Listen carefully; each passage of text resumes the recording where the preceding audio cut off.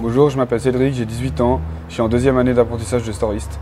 Bonjour, je m'appelle Olivier, je suis en première année de polybâtisseur, spécialisation storiste. Bonjour, je m'appelle Umberto, j'ai 33 ans et je suis storiste depuis bientôt 10 ans. J'ai connu ce métier par un stage à l'école, en fin de 9e au cycle, puis voilà, ça m'a plu et puis je suis resté dedans. Ce qui m'a plu, c'est la liberté, le déplacement, le contact avec les gens.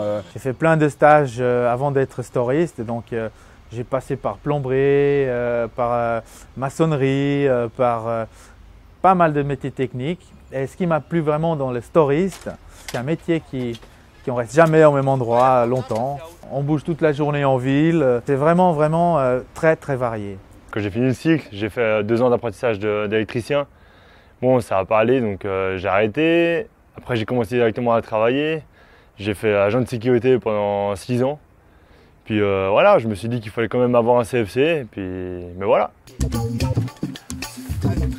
tiens là.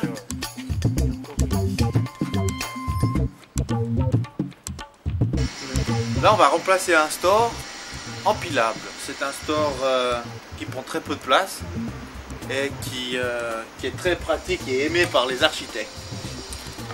Le métier de storiste, c'est un métier qui est en plein développement. Il y a des stores qui se développent, il y a la motorisation, il y a l'électronique qu'on peut aussi toucher un petit peu.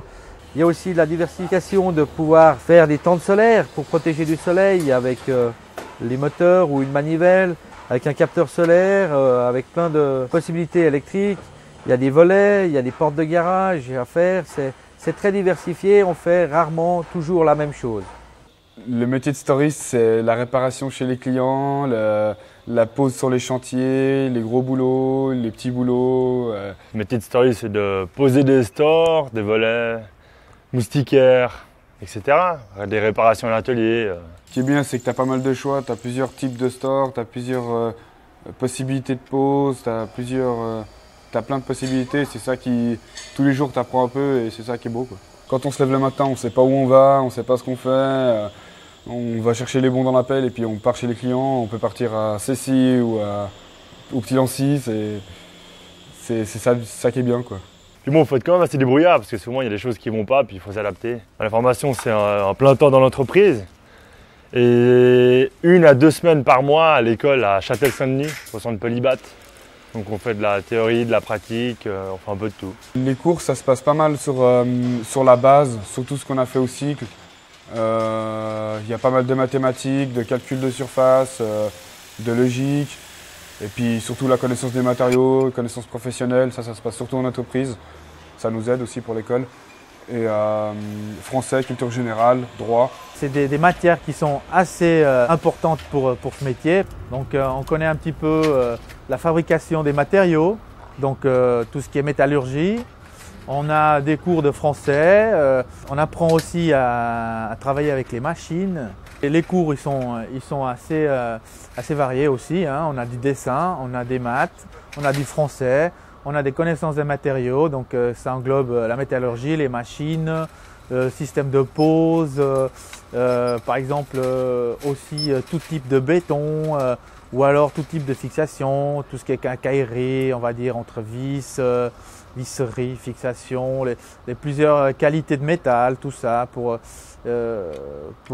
savoir vraiment les utiliser dans les endroits les plus adéquats. Et la pratique, pour l'instant, on a eu construction d'une échelle de ferblantier, montage d'un échafaudage. On a eu beaucoup de cours sur la sécurité. Alors dans l'apprentissage, c'est vrai que peut-être qu'à des moments, on a peut-être des doutes de se dire on va y arriver, je ne vais pas y arriver. Il faut surtout persévérer parce que c'est vrai que si on écoute beaucoup au cours et puis qu'on est intéressé et puis qu'on travaille aussi bien en entreprise, ça aide à faire beaucoup de choses, ça nous aide à comprendre les choses. Si on suit les cours et on travaille correctement en entreprise, il n'y a aucun souci pour faire un apprentissage de storiste. Où c'était le plus dur au début, c'est qu'on rentre dans quelque chose qu'on ne connaît pas du tout. Alors du coup, il faut apprendre sur le tas chez les clients comme ça, mais de toute façon, il y a les collègues ou comme ça qui sont là. Quand on se lance, ouais, c'est pas mal, il faut tenir le coup, mais c'est pas mal. Là, j'ai fini ma 2e année, je vais passer mon CFC l'année prochaine. Après, j'ai toujours la possibilité de rester comme employé normal à 100%, ou bien suivre des cours de technicien, monter la boîte, être patron. Un apprenti, pour nous, c'est quelqu'un de très important dans la société. Ça donne la chance à un jeune qui a envie d'apprendre un métier. Et c'est surtout aussi une image, je dirais, pour la société.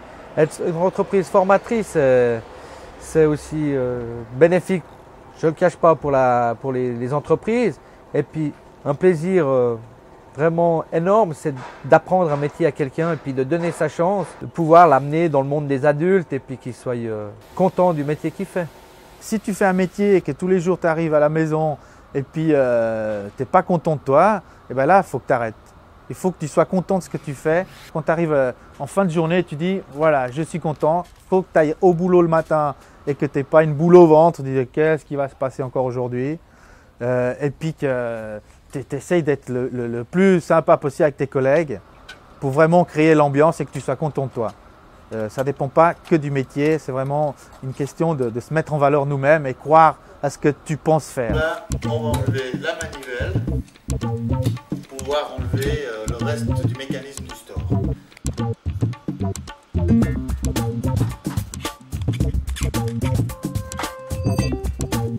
Ouais, c'est bon. Ouais. Ouais.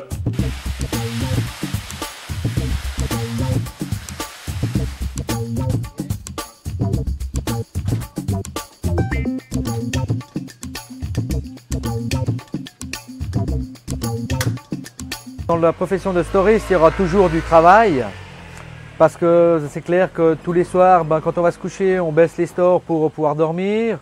Le soleil, il y en a toujours de plus en plus, alors un store solaire, c'est toujours d'actualité, ça le sera toujours. On a l'impression qu'à l'école, on nous met que pour faire soit comptable ou dans les employés de bureau, disons, quoi.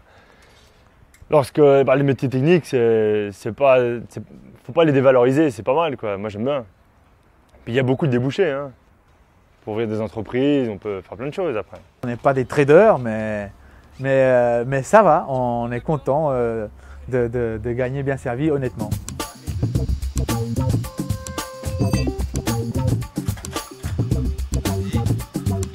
On fait un petit essai maintenant pour finir. Tu descends, s'il te plaît.